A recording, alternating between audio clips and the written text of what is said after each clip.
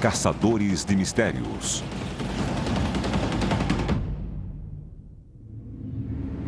31 de agosto de 1888. 3 da manhã. Distrito de Whitechapel, Londres.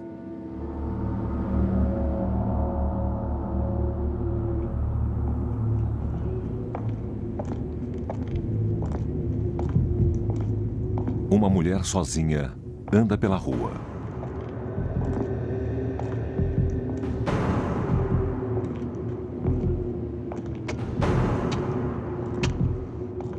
Um homem com um manto se aproxima.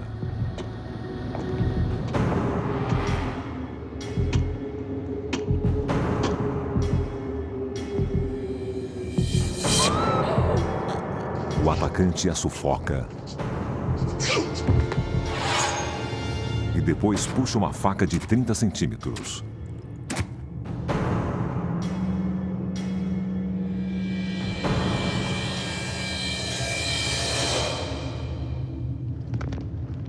Minutos depois, ela é descoberta. Sua garganta está rasgada. Seu corpo ainda está quente. Foi um trabalho de Jack, o Estripador. Mas quem foi esse assassino?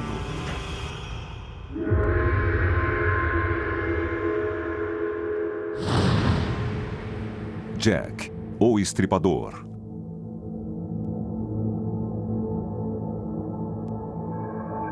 Espreitando nas sombras, ocultando sua identidade, Jack, o Estripador, matou seguidas vezes.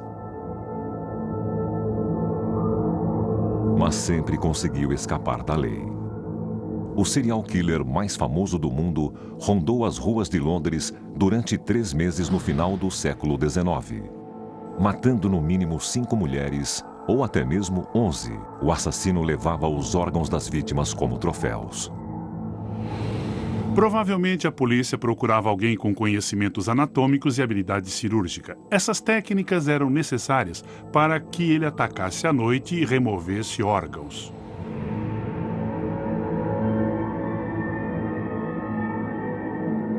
Os crimes provocaram histeria na Inglaterra e no mundo todo.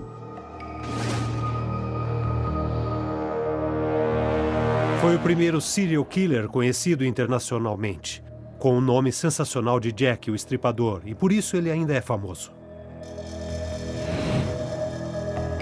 No entanto, ele nunca foi encontrado.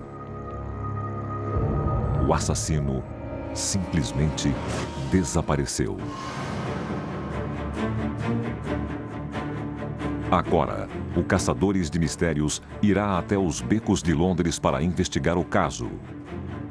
A equipe examinará novas evidências que apontam para 2 surpreendentes suspeitos.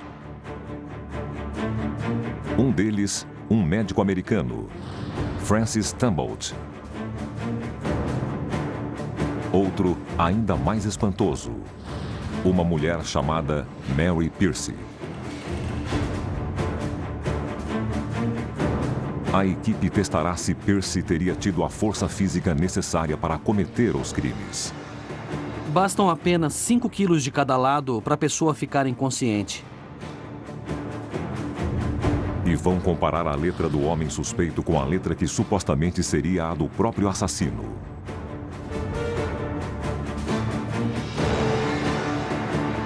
Eles vão testar uma teoria sobre a provável rota de fuga do criminoso e traçarão um perfil psicológico com o qual compararão as evidências relativas a cada suspeito.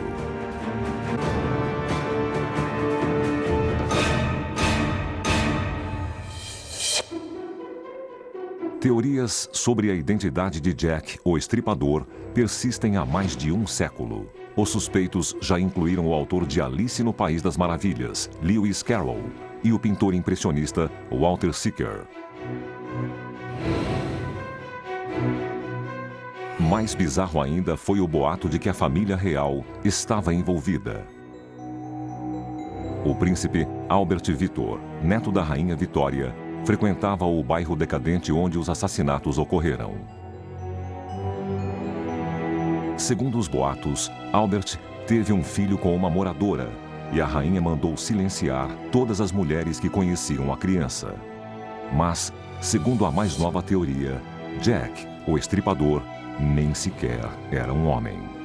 Sempre houve teorias, desde quando os crimes foram cometidos, de que não era um Jack o estripador, mas uma Jill a estripadora. Houve sugestões e todo tipo de teorias malucas, mas a polícia nunca considerou que tivesse sido uma mulher. Mas em 2006, um especialista australiano em DNA testou a saliva encontrada em uma carta que teria sido escrita por Jack, o estripador.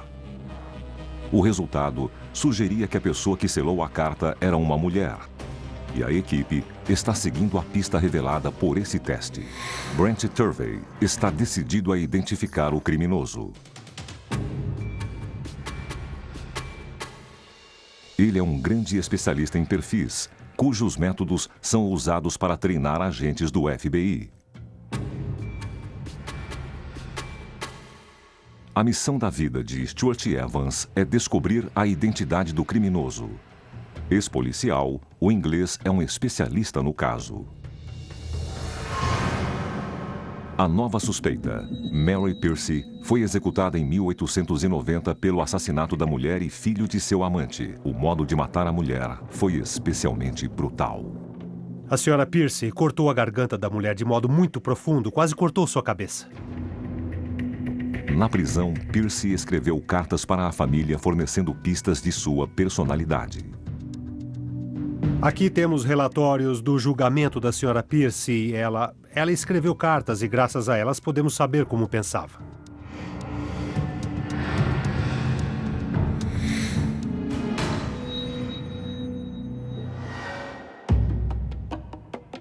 Local do assassinato de Nicholas Bucky Rowe, Londres. Antes de investigar os suspeitos, a equipe precisa traçar um perfil psicológico do assassino. E começam no local do primeiro crime. As fotografias e as descrições não resolvem totalmente. É preciso ir até o local e ver como é a acústica e as relações espaciais. Primeira vítima, 31 de agosto de 1888, Mary Ann Nichols. A vítima, Mary Ann Nichols, foi descoberta às 3 horas e 45 minutos em uma rua residencial então chamada Bucks Row. Tinha cortes profundos dos dois lados do pescoço, que quase separaram sua cabeça. E seu abdômen fora violentamente aberto com uma faca comprida. No local onde o corpo de Mary Ann Nichols foi encontrado, havia uma série de casas vitorianas desse lado e o Essex Wharf do outro. A rua era escura e isolada, com pouco tráfego nessa hora da madrugada. Um local perfeito para um encontro ilícito ou um assassinato. Como você acha que o criminoso trouxe a vítima até aqui? Acha que foi parte de uma situação cliente e prostituta? Muitas prostitutas levavam clientes para onde sabiam que era tranquilo. Quer dizer, o assassino podia não conhecer bem a área. O assassino pode ter visado as prostitutas, sabendo que as vítimas o levariam ao local perfeito para um crime, sem testemunhas. Era uma rua muito tranquila. Saía da rua principal, que ficava perto. O perfil do assassino começa a emergir. Ele sentia muita raiva e hostilidade contra as mulheres.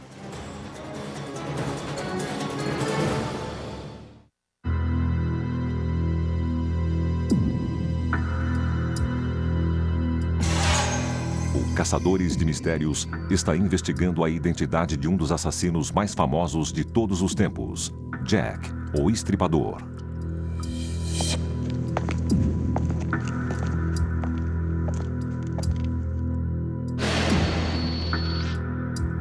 Os crimes ocorreram no distrito de Whitechapel, de Londres, onde os pobres viviam em cortiços superlotados.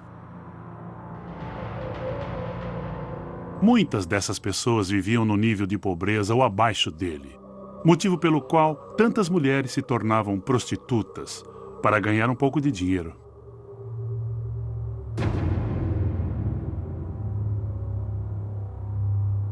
O pânico tomou conta do bairro quando mulheres começaram a ser mortas nas ruas.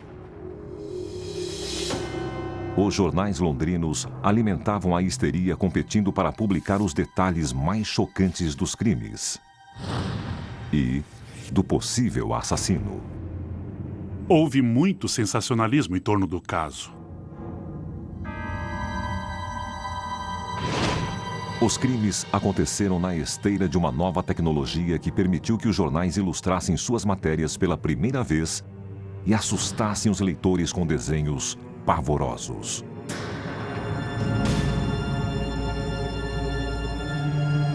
A imagem de Jack, o Estripador, foi explorada pela imprensa. Foi o crime mais sensacional da época.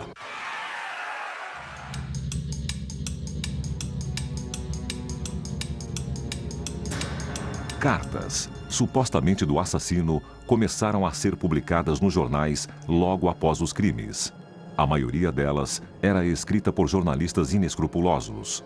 Mas em uma delas, a pessoa assinou Jack, o Estripador, e o nome pegou. Agora eles tinham um nome de efeito, Jack, o Estripador, que permitia montar um personagem e a imprensa se aproveitou. Acredita-se que uma carta datada de 15 de outubro seja autêntica.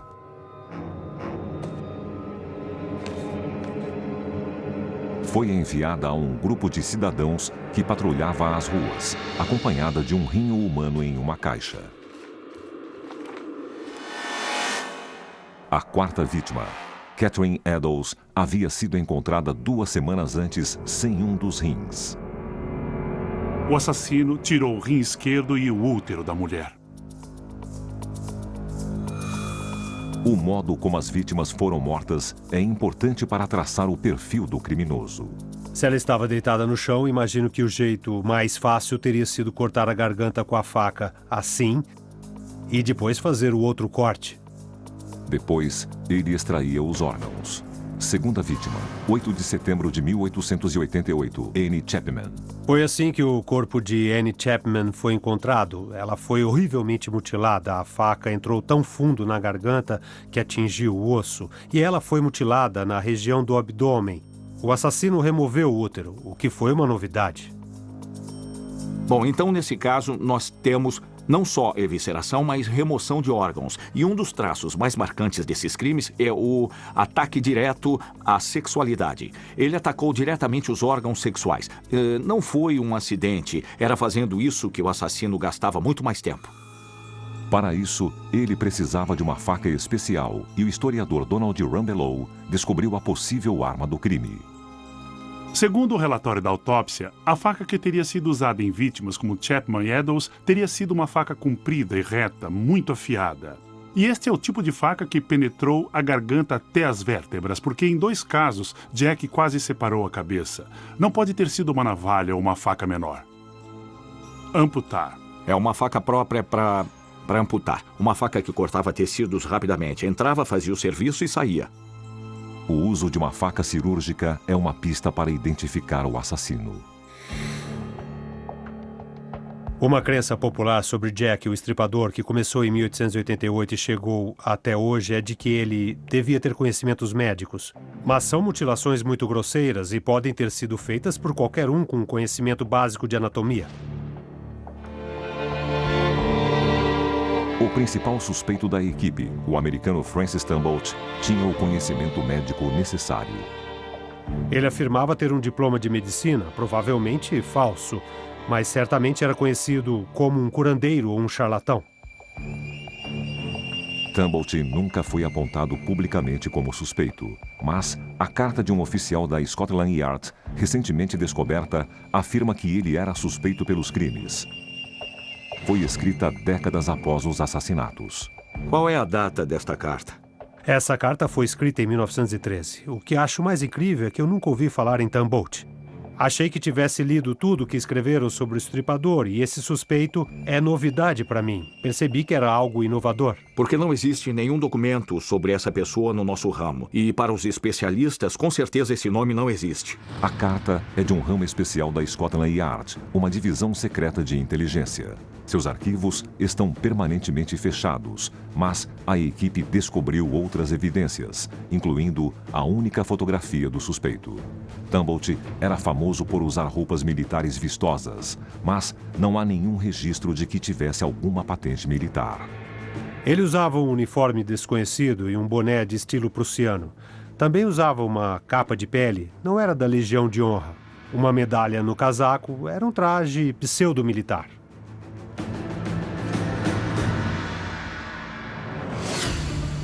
Tumbolt começou cedo a carreira de vigarista. Cresceu em Rochester, Nova York, e começou a se passar por médico na adolescência. Tornou-se famoso por vender medicamentos falsos e remédios herbais nos Estados Unidos e no Canadá. Quando surgiam problemas, ele mudava de cidade.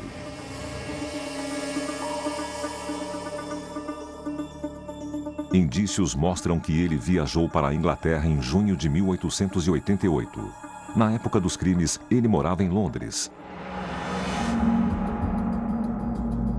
Segundo a equipe, viveu neste prédio. A estalagem da Rua Batty. A Rua Batty é paralela à Rua Berner. E foi na Rua Berner que a terceira vítima, Elizabeth Stride, foi encontrada na noite em que o estripador matou duas mulheres. Um duplo assassinato. Duplo assassinato. No número 22 da Rua Batty, havia um hóspede americano que desapareceu após o duplo assassinato. Ele se tornou conhecido como o hóspede da Rua Batty. Ele desapareceu porque a senhoria descobriu roupas manchadas de sangue e chamou a polícia, achando que podia ter ligação com o assassinato de Elizabeth Stride. Stride foi encontrada por volta da 1h na Rua Berner. 1h, terceira vítima. Neste assassinato, o corpo estava no estado diferente dos outros encontrados e acharam que o assassino tinha sido interrompido. Ela tinha apenas a garganta cortada e ferimentos nos ombros e no peito. Os elementos que eram a assinatura de Jack, o estripador, estavam ausentes. O ódio às mulheres e a feminilidade, o ataque aos órgãos sexuais e o desejo de humilhar a vítima era a sua marca. São diferenças e nós precisamos levá-las em consideração. Menos de 1 hora depois, a 1h45, o corpo de Catherine Eddowes foi descoberto na Praça Mitre, perto dali. Ela também fora mutilada. Quarta vítima, 30 de setembro de 1888, Catherine Eddowes, 1h45. E 15 minutos depois, às 2h, o hóspede da Rua Batty foi visto na estalagem. Ele fugiu em direção a leste e sabemos disso porque um pedaço de avental ensanguentado, cortado do avental de Eddowes, foi encontrado numa casa na Rua Goldstone. Isso encaixa. Se o hóspede da Rua Batty era o assassino, estava indo na direção certa, para leste. Stuart, qual seria o tamanho da área? E, mais exatamente, qual a distância entre os locais de cada um dos assassinatos? Como pode ver, é muito perto, uns 2 quilômetros quadrados. Mas alguns duvidam que o assassino pudesse cometer os dois crimes e voltar calmamente para a Rua Batty antes das 2 da manhã. Vamos fazer esse trajeto entre os dois locais e ver quanto tempo demora. Eles partem da Praça Mitre, onde Eddowes foi assassinada, e começam a andar em direção à Rua Berner, onde Stride foi encontrada.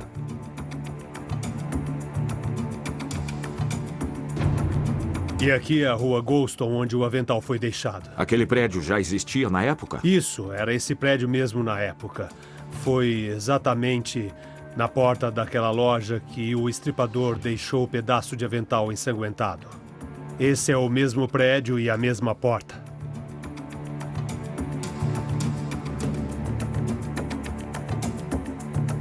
Eles demoraram menos de 15 minutos.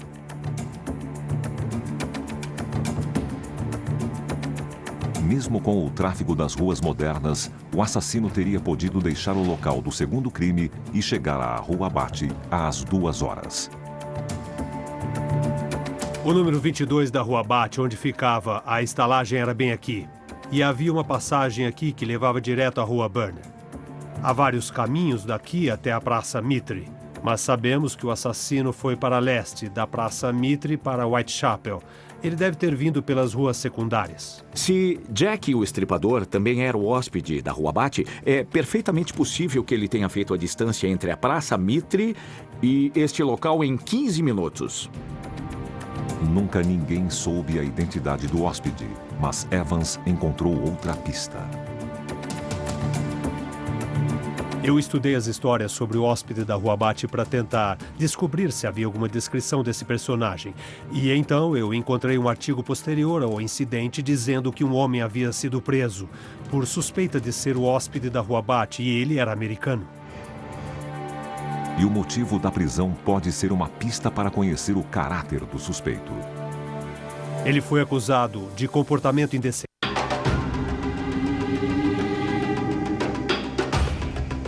O Caçadores de Mistérios está em Londres, investigando a identidade do famoso serial killer Jack, o Estripador. A equipe está traçando um perfil criminal do assassino e de 2 novos suspeitos.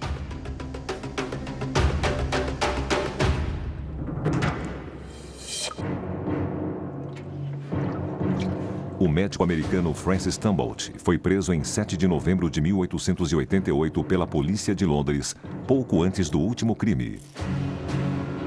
Mas a acusação não era de assassinato, mas de comportamento indecente.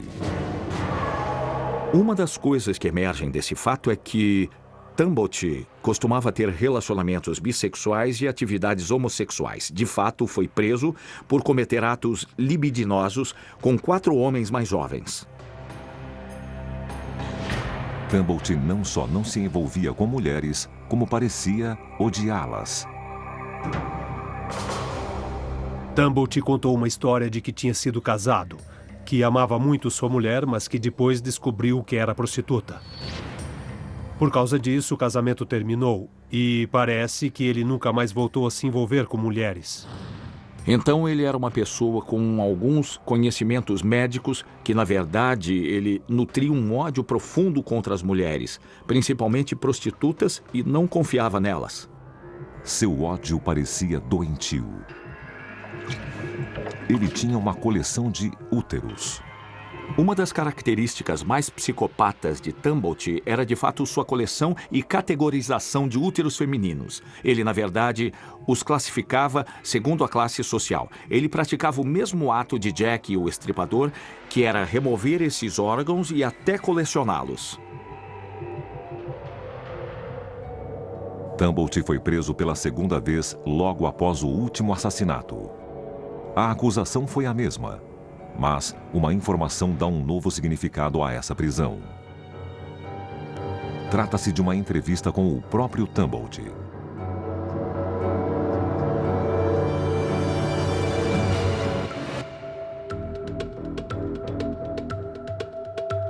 O mais interessante sobre esse artigo é uma entrevista com Tumbolt em janeiro de 1889. Ele admite que esteve em Whitechapel e que foi preso como suspeito pelos assassinatos. Isso coloca no bairro no auge dos assassinatos. Claro que ele não admite ser o Jack, o Estripador, mas admite que foi preso por ser suspeito desses crimes.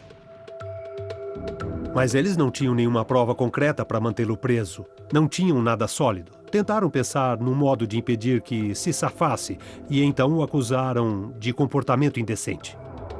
O fato de ele ter sido um suspeito ficou lacrado nos arquivos policiais durante mais de um século. Claro que nada disso prova que Tumbolt era o Estripador, mas é uma boa evidência de apoio e, certamente, todos esses elementos que descobrimos o tornam um suspeito genuíno. Tumbolt foi solto sob fiança em 16 de novembro e imediatamente fugiu para os Estados Unidos com um nome falso, Frank Townsend. Ele mudou de nome e entrou no navio. Há todas as indicações de alguém que tenta fugir, que tenta se esconder, que não quer ser descoberto e incomodado e quer continuar a fazer o que fazia. Ainda que isso não prove sua culpa, certamente mostra que não queria ser encontrado e a sua preocupação com isso. Há poucos indícios de seu paradeiro nos Estados Unidos. Até que em 1903, um jornal relatou sua morte em St. Louis, devido a uma doença cardíaca.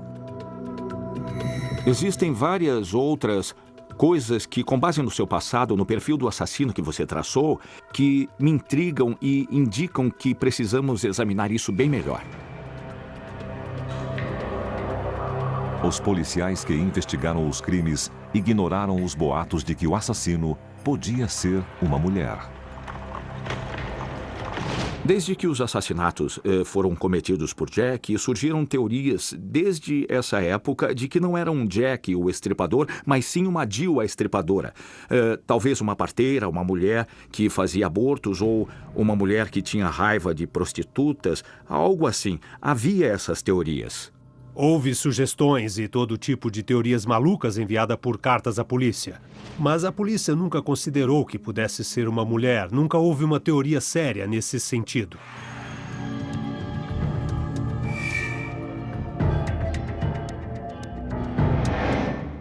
Mas isso mudou em 2006, quando o teste de DNA, realizado no selo de uma das cartas do assassino, sugeriu que podia ter sido escrita por uma mulher.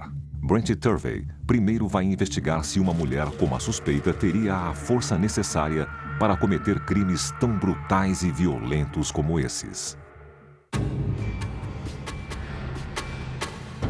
David Cook é professor do Centro de Performance Humana da Universidade South Bank. Oi, como vai, Brent? Oi, muito prazer. Bem-vindo ao ginásio. Uma mulher como Mary Piercy teria tido a capacidade de dominar e matar as vítimas, nesse caso? Que tipo de força é necessária para fazer isso? Na verdade, não precisaria de tanta força, porque se a mulher agarrasse o pescoço da vítima com as duas mãos, ela só precisaria de uma pressão de cerca de 5 quilos em torno da artéria carótida para deixar a pessoa inconsciente. Cook usa um aparelho chamado plataforma de força para medir a pressão aplicada de cada ângulo. Os dados da pressão aplicada a um boneco por uma mulher do mesmo tamanho de Piercy serão enviados a um computador. Não é uma posição estável, embora seja uma ótima posição para aplicar força. Se você colocar o seu peso no peito da vítima e depois aplicar força, ficará mais estável. Você ainda pode aplicar muita força, mas sem risco de ser chutada para fora. A pressão aplicada ao pescoço da vítima é medida e calculada por um computador e depois visualizada.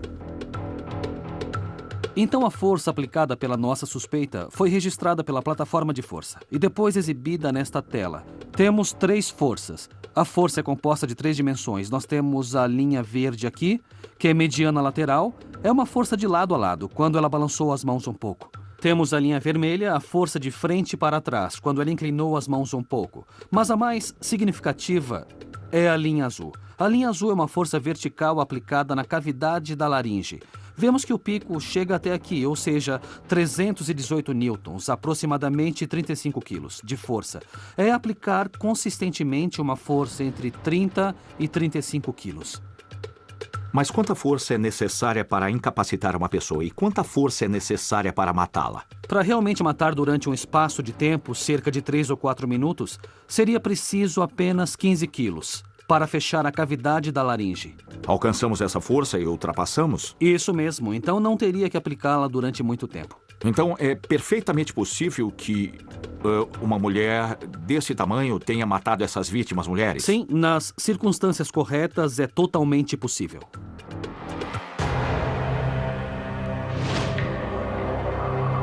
Os 2 horrendos assassinatos cometidos por Mary Piercy são semelhantes aos crimes do estripador. Ela, na verdade, estava tendo um caso com um homem casado chamado Hogg. E ela matou a mulher dele e também matou o bebê. Foi um assassinato brutal que ela cometeu em sua própria casa. Alguns acham que ela tem a mentalidade de uma serial killer. Então, esta é a Rua Priory, como era chamada na época vitoriana.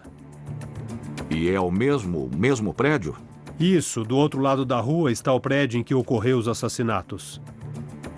Esta é a porta da casa de Mary Piercy. Foi por essa porta que ela saiu com o carrinho do bebê. Pierce atraiu a mulher do amante para sua casa e a matou, batendo em sua cabeça com um atiçador de fogo. Depois, sufocou o bebê. Em seguida, colocou os corpos em um carrinho de bebê para jogá-los longe de sua casa. Na verdade, foi por ciúme que ela matou a mulher e o bebê, para poder ficar com o marido só para ela.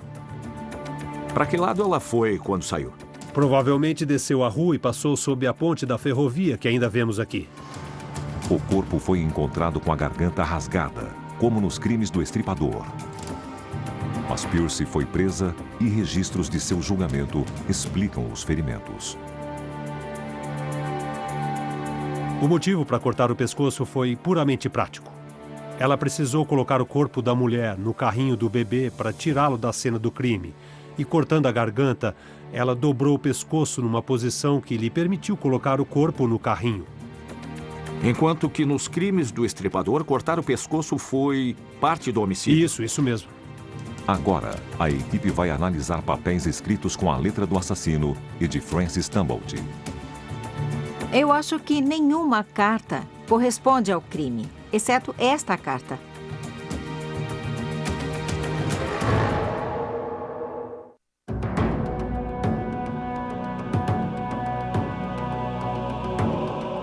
Caçadores de Mistérios está em Londres para investigar a verdadeira identidade do homicida conhecido como Jack, o Estripador.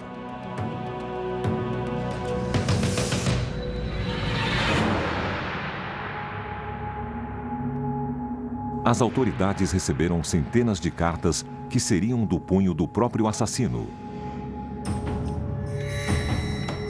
Quase todas foram consideradas farsas, exceto a enviada a um grupo de patrulheiros, acompanhada por um rim humano. A carta foi enviada do inferno e não tinha assinatura no final, terminava com "Pegue-me quando puder, Sr. Lusk". A carta foi acompanhada por um rim que, segundo o autor da carta, havia sido extraído do corpo de Catherine Eddowes.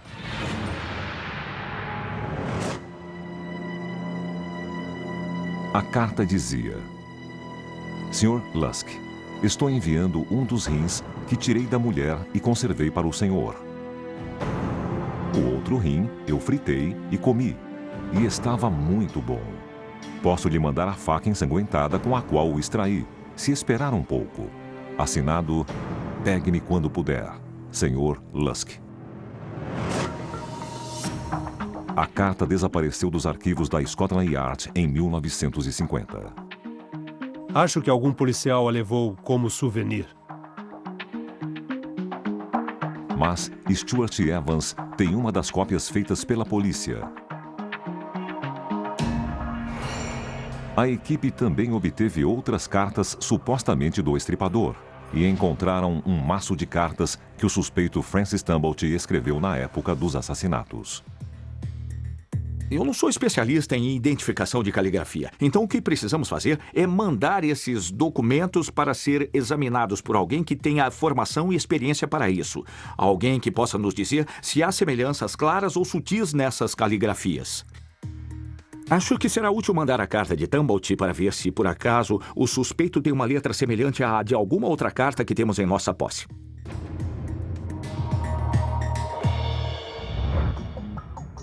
Michelle Dresbolt é especialista forense em caligrafia. Ela trabalhou em vários casos como especialista em identificação de letras e perfis de suspeitos. Dresbolt analisou várias cartas supostamente de Jack, o estripador, para determinar qual é a mais autêntica. Eu examinei todas as cartas e acho que nenhuma delas foi escrita pelo assassino. De fato, não acho que nenhuma das cartas pertença ao crime, fora uma carta. A assinada "Pegue-me quando for capaz". Dresbolt acha que a carta do inferno é a mais autêntica e ela conseguiu identificar traços específicos da identidade do autor através de sua letra. Eu procuro determinadas características nas letras. Por exemplo, as zonas de baixo, as voltas inferiores. Quando a volta inferior é tão longa que invade palavras e linhas bem abaixo, pode ser alguém que invade a zona sexual de outras pessoas. Dresbold também vê pistas na ortografia das palavras. Uma das coisas que examinei foi a ortografia, o modo de escrever as palavras. Temos as palavras Mr., preserve e to order. To order era uma contração irlandesa. Preserve era o modo como um falante irlandês falava a palavra. Isso indica para mim que o autor tinha origem irlandesa. O suspeito Francis Tumbolt era americano, mas seu pai era irlandês. Dresbold compara a carta com a que foi escrita por Tumbolt. Há muitas semelhanças entre a letra do assassino e a de Tumbolt. Mais semelhanças do que encontraríamos na caligrafia de qualquer outra pessoa.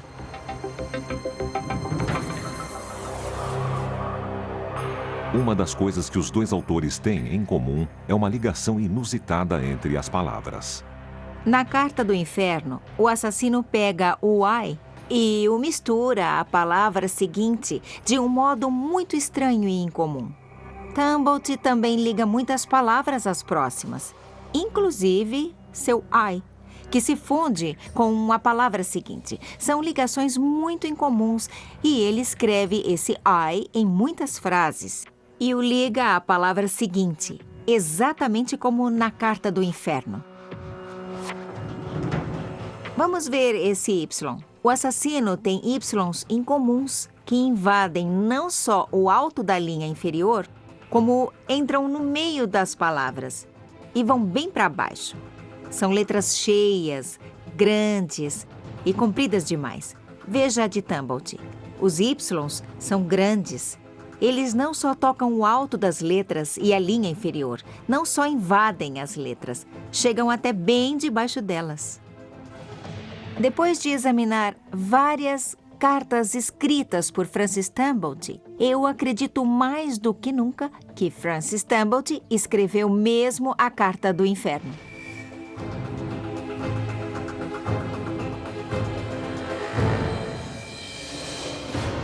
A seguir, Brent Turvey revela seu perfil de Jack, o estripador.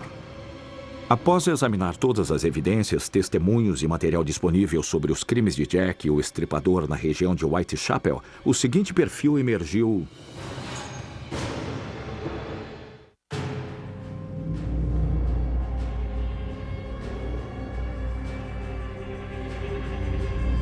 O Caçadores de Mistérios está investigando dois suspeitos com o fim de revelar a identidade do notório serial killer Jack, o estripador. Este especialista acredita que pode determinar quem é o assassino usando técnicas forenses modernas. Este fisiologista acha que uma mulher pode ter cometido os crimes. Este ex-policial pensa que um médico americano é o verdadeiro assassino. E esta especialista em caligrafia acha que o autor da famosa Carta do Inferno é o estripador. Brent Turvey visitou os locais dos crimes e examinou as evidências. E traçou um perfil criminal no século XXI desse serial killer do século XIX. Após examinar todas as evidências, testemunhos e o material disponível sobre os crimes de Jack e o estripador na região de Whitechapel, o seguinte perfil emergiu. Em primeiro lugar, há o fato de que o conhecimento do local não é necessário. A segunda coisa que notamos é que ele tinha muito conhecimento médico, mas não muita habilidade. Os cortes são muito irregulares, muito compridos, mal feitos. Além disso, a natureza dos ferimentos, a brutalidade. Isso indica raiva e retaliação. Há muita raiva nesses crimes. Outra coisa é que Por causa desse tipo de raiva, dos ataques específicos a áreas do corpo feminino, os genitais, os seios e a remoção totalmente do útero, trata-se de um ataque à feminilidade. É evidência de misoginia. Essa pessoa odiava as mulheres e a feminilidade. E, finalmente, também há evidências de que essa pessoa saiu e matou de modo muito deliberado e rápido. Ele agiu com a frieza de um psicopata. Agora, Turvey pode comparar seu perfil criminal com as evidências ligadas aos dois novos suspeitos. Primeiro, Mary Percy, uma mulher condenada por matar a mulher e o filho de seu amante. O conhecimento do local não é necessário. No entanto, sabemos que ele morava a 6 quilômetros do distrito de Whitechapel. O segundo ponto é mais pertinente à posse de conhecimento médico, não de habilidade médica. Nós não temos nenhuma evidência de que Mary Percy tivesse qualquer conhecimento médico. Claro que Mary Percy era motivada pela raiva e retaliação, mas era uma coisa muito específica, direcionada a uma pessoa específica, numa série de circunstâncias muito específicas. E temos o quarto ponto, a raiva das mulheres, a misoginia. Não há absolutamente nada que sugira que Mary Percy tinha raiva das mulheres em geral. Não era uma raiva da feminilidade, não era a necessidade de desfeminilizar e humilhar. Era a expressão do ódio por um amor não retribuído.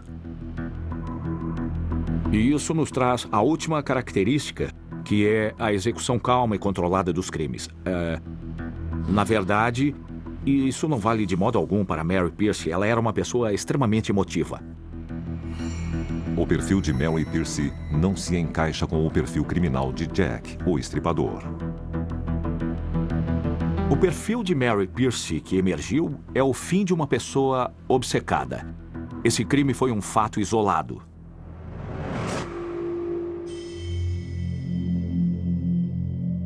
Turvey passa agora para Francis Tumblety.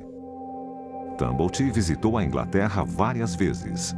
Registros mostram que chegou a Londres em junho de 1888, pouco antes do início dos crimes. A realidade é que ele procurava prostitutas nas ruas principais e elas o levavam a seus locais favoritos ou habituais, como as prostitutas de hoje. Então, o conhecimento do local não é mesmo necessário. Embora ele se identificasse como médico quando obrigado a mostrar credenciais, na verdade ele tinha diplomas médicos falsos de universidades. Então ele apenas possuía conhecimentos médicos, habilidades médicas que adquiriu sozinho. Jack, o estripador, tinha uma ideia de onde os órgãos ficavam. Ele tinha uma ideia do que queria. E isso corresponde exatamente a Francis Tumblety.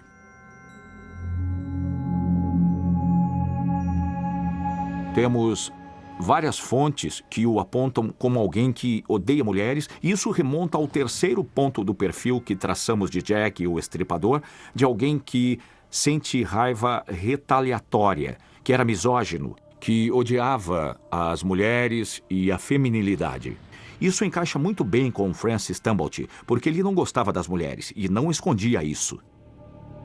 O quinto ponto é que Jack, o estripador, é um criminoso calmo, controlado e determinado. Tumblety não só colecionava úteros de todos os tipos, como também os organizava e separava por classe social. É uma característica de um psicopata. Ele via as pessoas que agredia como objetos. O perfil de Francis Tumblety parece se encaixar exatamente com o perfil criminal de Jack, o estripador. Está se tornando muito claro que Francis Tumblety está no topo de uma lista de suspeitos muito enxuta.